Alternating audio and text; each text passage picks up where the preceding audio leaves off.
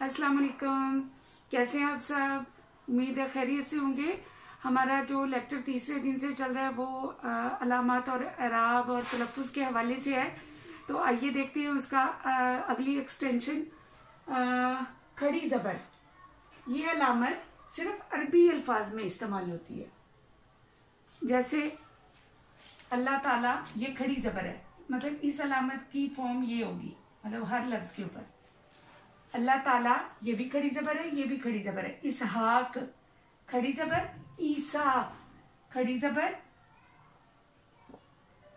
तो ये चूंकि ये भी अरबी अल्फाज हैं तो उनके ऊपर खड़ी ज़बर हम चूंकि उर्दू में भी इस्तेमाल करते हैं, इसलिए इसका नाम खड़ी ज़बर है। इससे आगे है जी तनवीन। किसी लफ्ज पर दो ज़बर, दो ज़ेर, दो पेश लगाने को तनवीन कहते हैं। आनन, फानन, जल्दी जल्दी जिसे हम कहते हैं, ये चंद अल्फाज पर ही सिर्फ इस्तेमाल होती है। नस्लन, फौरन। इसी तरह बड़ा एक प्रॉब्लम होता है बच्चों को वाव के हवाले से। तो वाव मजहूल, वाव मजहूल वो आवाज जो पूरी तरह अदा ना होती हो अल्फाज के दरमियान में, तो उससे कहते हैं वाव मजहूल।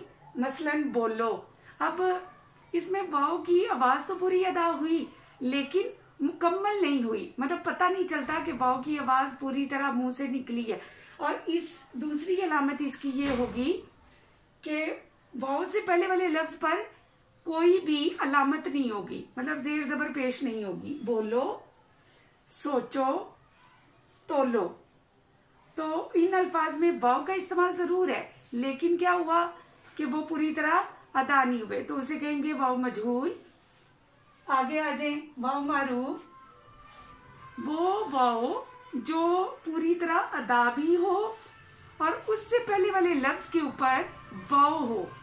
मसलन खूब, अब यहां देखिए वाव की ये साउंड पूरी तरह अदा हो रही है। बूट, नूर। तो इस तरह हमारे ये वाले एराब के हवाले से लेक्चर मुकम्मल हुए।